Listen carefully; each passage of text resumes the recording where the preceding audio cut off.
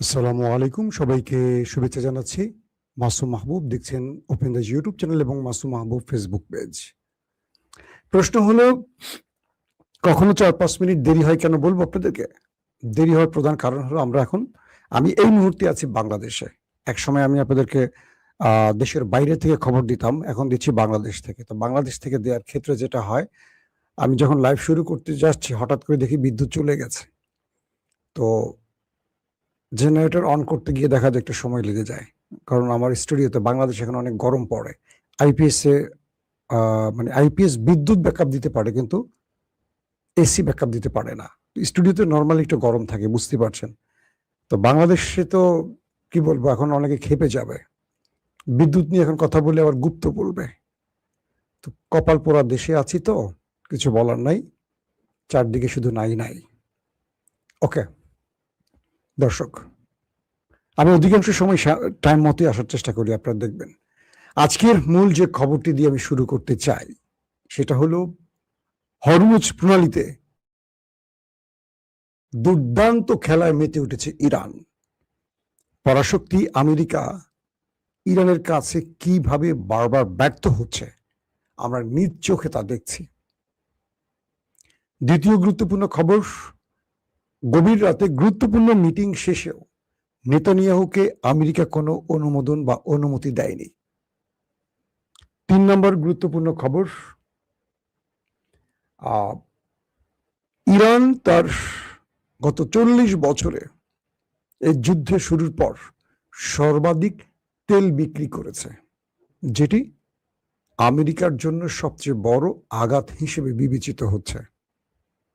দর্শক, আরো অনেকগুলো খবর থাকবে আজকে লাইভ সেশনে।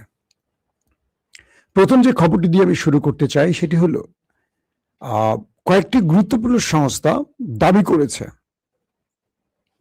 এই অবরোধ শুরুর পর, অর্থাৎ আমেরিকা যে হরমুজ প্রণালীতে এসে ইরানের নাকের ডগায় একটা নৌ অবরোধ তৈরি করেছে, সেই অবরোধের প্রথম 1 সপ্তাহে, আবার শোনেন, অবরোধের প্রথম 1 সপ্তাহে ইরান এখান থেকে 70 থেকে 80টি ট্যাঙ্কার পরিবহন করেছে। অর্থাৎ ইরানের তেল নিয়ে এই জাহাজগুলো পৃথিবীর বিভিন্ন দেশে ছুটে গেছে 80-র মতো। কালকে আমি বলেছিলাম 60, আজকের খবর আরো 20টি তেলের ট্যাঙ্কার এখান দিয়ে প্রবেশ করেছে। এই তথ্য নিশ্চিত করেছে কয়েকটি গণমাধ্যম। তার মানে আমি 80টির হিসেব যদি এখন ধরি, কারণ তারপরের আপডেটে দেখা যাবে আরো 20টি হতে চলে গেছে। তো এই লাইভ চলাকালীন সময় আমি যে আপডেটটা দিচ্ছি সেখানে ধরলাম 80টি। তো সেই সংস্থাটি বলছে অবরোধের প্রথম 1 সপ্তাহে 7টি ট্যাঙ্কার পরিবহন করেছে ইরান থেকে। এই 37টি ট্যাঙ্কারের মধ্যে মাত্র 6টি ট্যাঙ্কারের হিসেব যদি আমি দেই, সেখানে বলা হচ্ছে প্রায় 1,07,00,000 ব্যারেল তেল। আবারও বলছি, প্রথম 1 সপ্তাহে 37টি ট্যাঙ্কারের মধ্যে মাত্র 6টি ট্যাঙ্কারের হিসেব বলছে, মাত্র 6টি, 37টির মধ্যে মাত্র 6টি। সেই 6টি ট্যাঙ্কারে ইরান 1,07,00,000 ব্যারেল তেল পৃথিবীর বিভিন্ন দেশে বিক্রি করেছে। শুধু 6টি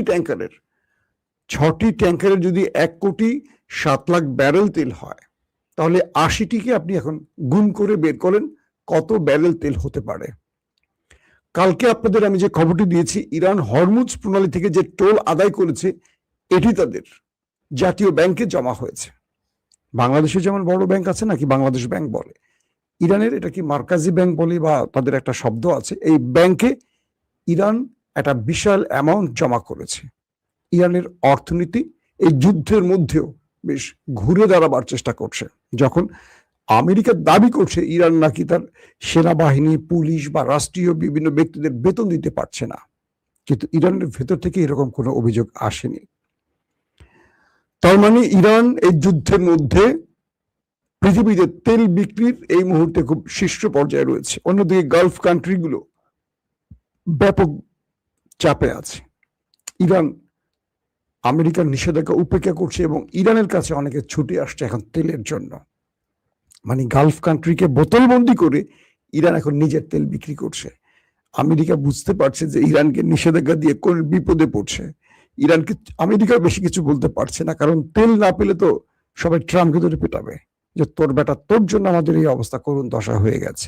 দর্শক, দ্বিতীয় গুরুত্বপূর্ণ যে খবরটি সেটি হলো যে রাতে গুরুত্বপূর্ণ মিটিং করেছিল মার্কিন প্রেসিডেন্ট ডোনাল্ড ট্রাম্প, তার সাথে ছিল মার্ক রুবিও, পিট হেগসেট এবং জেডি ভেন্সের কথা আসছে একবার আসেনি। কিছু মাধ্যম জেডি ভেন্সকে রেখেছে, কিছু মাধ্যম রাখেনি।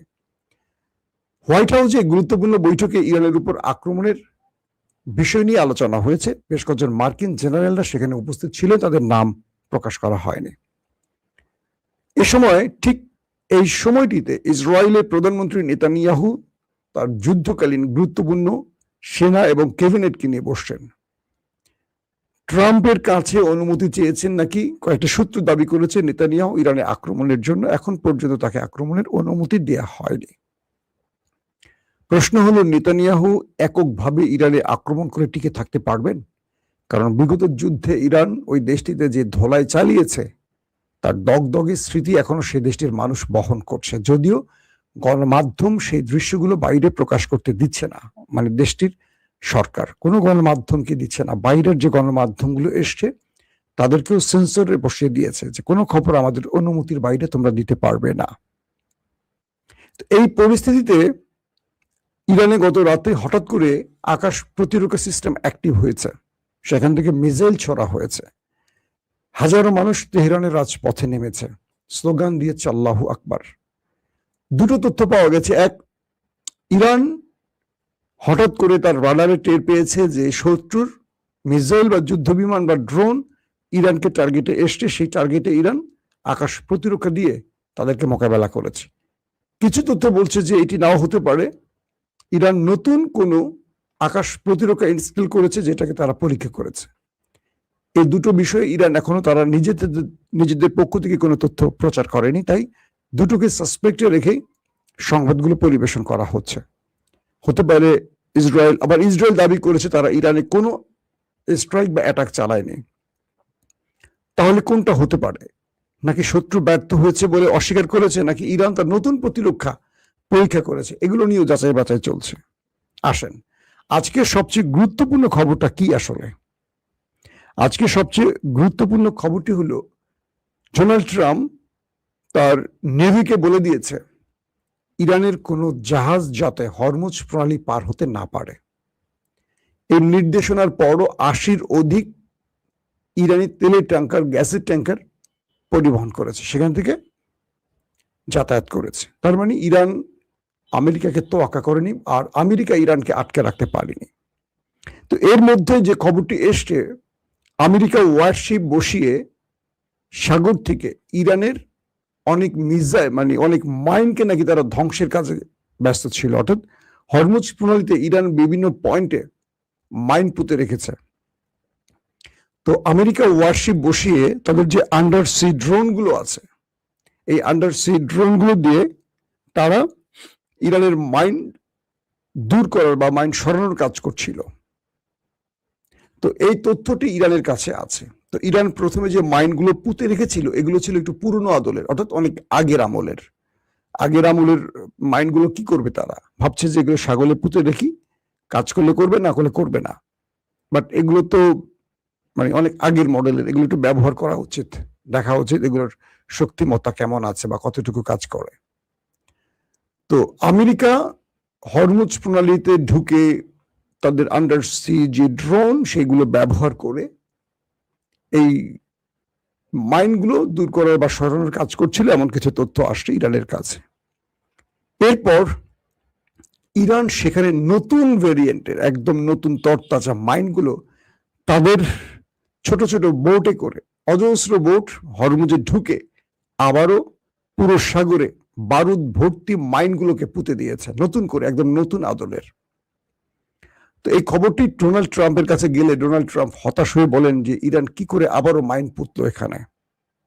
শেষ পর্যন্ত জানা গেল ইরান গোপনে আমেরিকার যে আন্ডার সি ড্রোন গুলো আছে এগুলোকে শনাক্ত করে খুঁজে খুঁজে ধ্বংস করে দিয়েছে। বুঝতে পারছেন?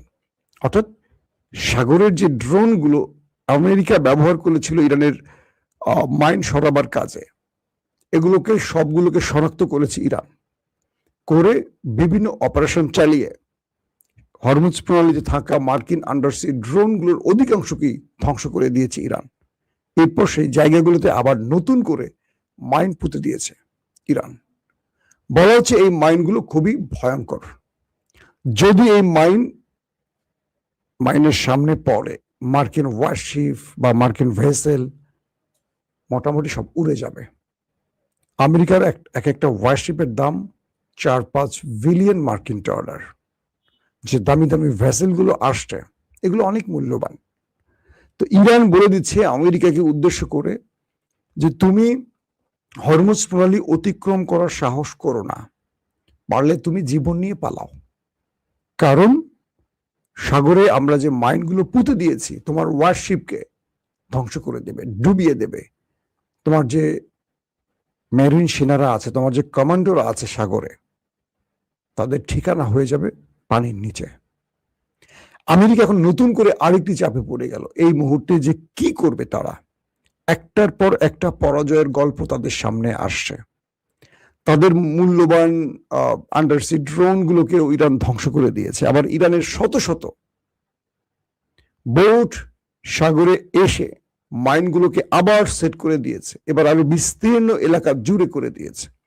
এবং আমেরিকাকে ইরান বলছে পারলে তুমি আসো, তোমাকে এবার ওয়েলকাম। আমেরিকা তুমি আসো আমার কাছে, হরমুজে আসো, তোমার জন্য আমি মাইনকে মালা বানিয়ে গেঁথে দিয়েছি, তুমি কি করবে এখন করো। ডোনাল্ড ট্রাম্পের জন্য এটিও একটি বড় চাপেটাঘাত হয়ে গেছে। কারণ ইরান কোনোভাবেই আমেরিকাকে ভয় তো পাচ্ছি না, বরং ওভার ট্রাম্প দিয়ে আমেরিকার পথ আটকে দিচ্ছে। ওরা একটা করছে, ওরা আরেকটা করছে। এই মুহূর্তে সৌদি আরব সহ বাকি আরব রাষ্ট্রগুলো, চীন সহ পাকিস্তান সহ কয়েকটি দেশের শরণাপন্ন হয়ে ইরানকে বোঝানোর চেষ্টা করছে। ইরান বলছে যে তোমরা যদি আমেরিকাকে ঘাঁটি না দিতে, আমেরিকা এই অঞ্চলে ঢুকতেও পারতো না, এইভাবে আমার দেশটাকে ধ্বংস করতে পারতো না। সো তোমরা আমেরিকাকে তোমাদের দেশে ঘাঁটি বসিয়ে রাখবে না বিদায় করবে তোমাদের সিদ্ধান্ত, কিন্তু আমেরিকা যখনই আমার দেশে আক্রমণ করবে আমি তোমার উপর আক্রমণ করব। ইরান বলছে আমি 70টি টার্গেট লক করেছি আরব কান্ট্রির। যদি আমেরিকা ইসরায়েল ইরানে আবারও দ্বিতীয়বার কোনো অ্যাটাক করে, আমি আরবের 70টি টার্গেট ধ্বংস করে দেব। এই 70টি টার্গেট আরবের জন্য খুব গুরুত্বপূর্ণ স্থান, বা আরবের খুবই কি বলবো কৌশলগত খুবই গুরুত্বপূর্ণ স্থান। কোন 70টি টার্গেট সেই ইরান সেটি এখনো প্রকাশ করেনি। তার মানে হলো ইরান আক্রান্ত হলে গালফ কান্ট্রিতে আবার ঝড় উঠবে। ট্রাম্প আরবকে বলেছিল যে আমি বুঝিনি যে আমি ইরানে আক্রমণ করলে ইরান তোমাদের উপর আক্রমণ করবে, আমার ধারণা ছিল ওরা ইসরায়েলকেই বেছে নেবে, কিন্তু ওরা ইসরায়েলকে তো মেরেছে, সঙ্গে তোমাদেরও মেরেছে। যদি বুঝতাম তোমাদের মারবে তাহলে আমি কৌশলের পরিবর্তন করব। আরব রাষ্ট্রগুলো ট্রাম্পকে বলছে তুমি কেমন প্রেসিডেন্ট, বা তোমার কেমন জেনারেল বা যুদ্ধকালীন তোমার যে টিমগুলো তারা কতটুকু, বা তোমার এই পৃথিবী বিখ্যাত গোয়েন্দা বাহিনীর কাজটা কি, যারা ইরানের কি করবে না করবে তোমরা জানোই না, অথচ ইরানের সাথে যুদ্ধে জড়িয়ে গেছো। তোমরা বলছিলে 2 থেকে 3 দিনে এই যুদ্ধ শেষ করে দেবে।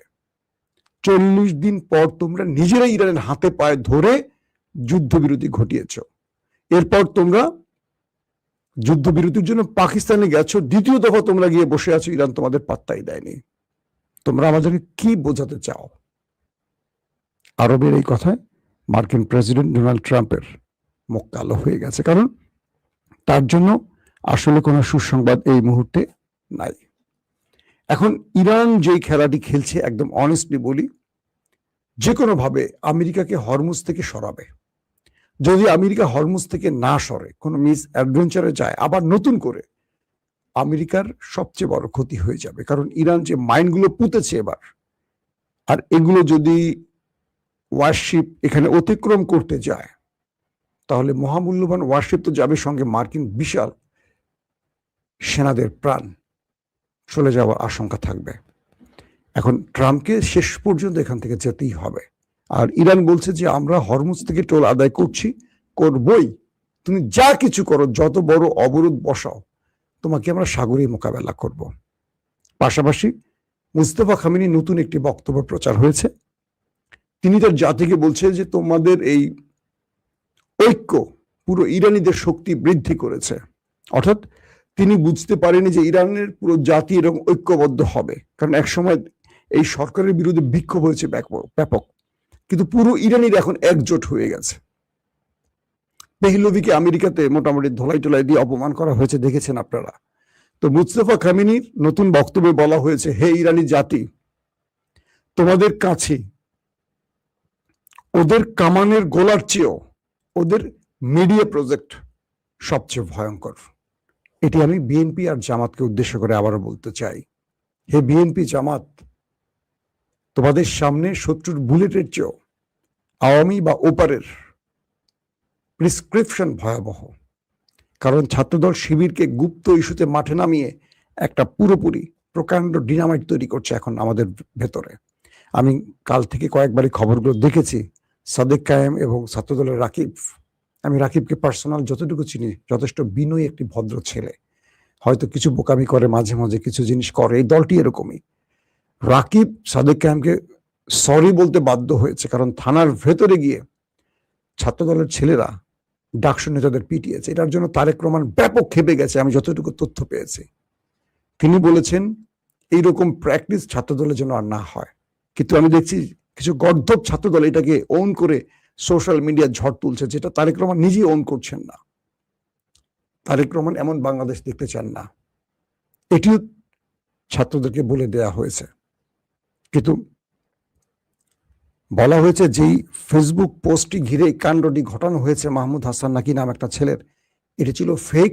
ছাত্রলীগের একটি ছেলে এই পোস্টটি, জাইমা রহমানকে নিয়ে নোংরা এআই পোস্টটি করে শিবিরের নামে ছেড়ে দিয়েছে, এবং পরবর্তী এটিকে চেক করে দেখা গেছে না, শিবির এটার সাথে জড়িত ছিল না, এটি ছাত্রলীগ করেছে। তার মানে কি, ফলস ফ্ল্যাগ অপারেশন। ছাত্রলীগ করবে আর শিবির ছাত্রদল মারামারি করবে। আমি আবারও বলবো, শিবির এবং ছাত্রদলকে সবচেয়ে ধৈর্যের পরিচয় দিতে হবে। রাকিব যেটি বলেছে ছাত্রদলের, যে আমরা দীর্ঘ 15 বছর একসাথে ছিলাম ছাত্রদল এবং শিবির, এটা সাদেক কায়েমকে রাকিব বলেছে যে আমরা একসঙ্গে ছিলাম, আমরা বাকি সময় একসঙ্গে থাকতে চাই, আমাদের মধ্যে যেন কেউ অনৈক্য তৈরি করতে না পারে। রাকিবের এই কথাটিকে আমি সাপোর্ট করি, এটি সত্য কথা। তো ইরানের পুরো জাতিকে মুস্তফা খামেনি বললেন, হে ইরানি জাতি, তোমাদের সামনে শত্রুর গোলার চেয়ে, কামানের গোলার চেয়ে তাদের মিডিয়া ভয়ঙ্কর। ইরানের ব্যাপারে যেই পরিমাণ মিডিয়া প্রোপাগান্ডা পশ্চিমা মিডিয়া চালাচ্ছে কল্পনা করতে পারবেন না। তাই আমরা আজকে সবসময় আপনাদেরকে ইউটিউবের মাধ্যমে খবরগুলো দিচ্ছি, ফেসবুকের মাধ্যমে দিচ্ছি। কেন? ওদের সত্য মিথ্যা আমরা যাচাই করতে পারি, কারণ দুনিয়ায় আরো বহু গণমাধ্যম আছে যেগুলো খুঁজে সত্য সংবাদগুলো আমরা আপনাদের দেবার চেষ্টা করি। আমি ব্যক্তিগতভাবে পশ্চিমা গণমাধ্যম একেবারেই ফলো করি না, দেখি, চেক করি খবর দেওয়ার জন্য। কিন্তু আমি আপনাদের খবর দিই মিডল ইস্ট, অর্থাৎ মধ্যপ্রাচ্যের কম হলো 20-30টা গণমাধ্যম আমার ডেইলি পড়া হয়। তুরস্কের গণমাধ্যম আমি পড়ি, লিবাননের মায়াদিন থেকে শুরু করে বিভিন্ন সোর্স গুলো আমি ডিল করি। আমার সাবেক বিদেশি বন্ধু সাংবাদিকরা যারা ফিল্ডে আছেন এই যুদ্ধে, তাদের সাথে আমার হোয়াটসঅ্যাপ গ্রুপে যোগাযোগ হয়, বিভিন্নভাবে তথ্যগুলো আমি কালেক্ট করে আপনাদের দেই। কিন্তু আমি ওদের পশ্চিমা দুনিয়ার খবরগুলোকে আমি টোটালি বিশ্বাসই করি না। তারা পুরোটাই মিথ্যা বলে বলছি না, কিন্তু তারা বিভিন্ন এজেন্ডা নিয়ে কাজ করে। তো মুস্তফা খামেনি সেই বিষয়টিকে উদ্দেশ্য করে বলেছে ইরানি বন্ধুদের যে তোমরা শত্রুর কামানের চেয়ে ওদের মিডিয়াকে বেশি ভয় পেও, কারণ ওদের মিডিয়া দিয়ে আমাদেরকে ওরা ধ্বংস করতে চায়। বাংলাদেশকেও বলবো, আমাদের যে টেলিভিশনগুলো আছে প্রত্যেকটাতেই বাম রামদের এজেন্টরা বসে আছে, ওই ফ্যাসিস্টদের এজেন্টরা বসে আছে, তারা কৌশলে খেলছে। যারা এখন ক্ষমতায় আছে, বিরোধী দলে আছে, তারা 20 বছরের বন্ধু। এই বন্ধুত্বে যেন ফাটল না ধরে, তো তাহলে দেশটা ধ্বংস হয়ে যাবে। আল্লাহ